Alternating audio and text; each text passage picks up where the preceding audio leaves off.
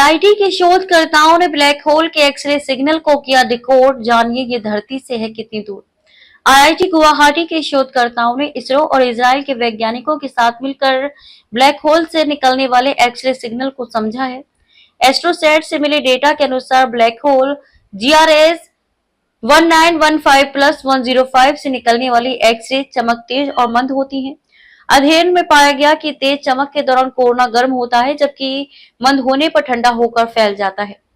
भारतीय प्रौद्योगिकी संस्थान आईआईटी गुवाहाटी के शोधकर्ताओं ने इसरो के UR राव सैटेलाइट सेंटर और इजराइल के हाइफा विश्वविद्यालय के सहयोग से एक ब्लैक होल से उत्सर्जित रहस्यमय एक्सरे सिग्नल पैटर्न को डिकोड किया है।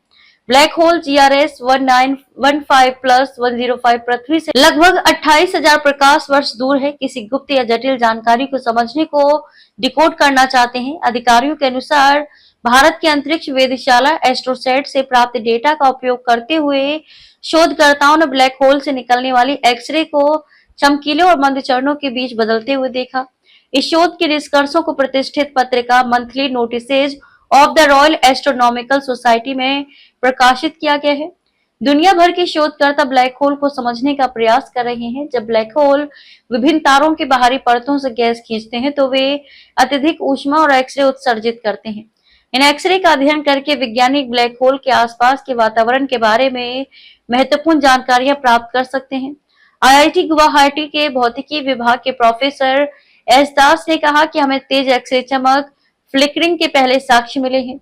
शोधकर्ताओं ने देखा कि जिस ब्लैक होल का अध्ययन किया गया उसे निकलने वाली एक्सरे चमक दो अलग अलग चरणों में बदलती रहती है, एक तेज चमकीला और एक मंद यानी कि धीमा। जब चमक वाला चरण होता है और झिलमिलाहट सबसे अधिक होती है, उस समय कोरोना ब्लैक होल के आसपास की गर्म गैसों की परत बहुत गर्म हो जाती है। इसके विपरीत जब मंद चरण आता है तब कोरोना फैल जाता है और ठंडा हो जाता है, जिससे झिलमिलाहट गायब हो जाती है। ये स्पष्ट संबंध इस ओर इशारा करता है कि ये तेज सिग्नल संभवतः सघन कोरोना से उत्पन्न हो रहे हैं, जहां हर चरण कई 100 सेकंड तक चला और इसका नियमित रूप से दोहराव हुआ। वहीं तेज झिलमिलाहट वाला सिग्नल केवल ब्राइट चरण के दौरान ही दिखा। ये खोज दिखाती है कि ब्लैक होल के चारों ओर कोरोना कोई स्थायी संरचना नहीं है।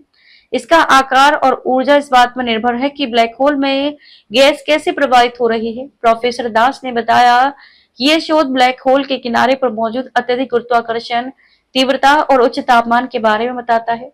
ये निष्कर्ष इस बात के भी संकेत देता है कि ब्लैक होल संपूर्ण आकाश गंगाओं के विकास को कैसे प्रभावित कर सकते हैं। इसरो के URSA के अनुज नंदी ने कहा कि हमारा अध्ययन एक्स-रे झिलमिलाहट की उत्पत्ति के लिए प्रत्यक्ष प्रमाण प्रदान करता है। हमने पाया है कि ये झिलमिलाहट ब्लैक होल के आसपास के कोरोना में मॉड्यूलेशन से जुड़ी हुई है।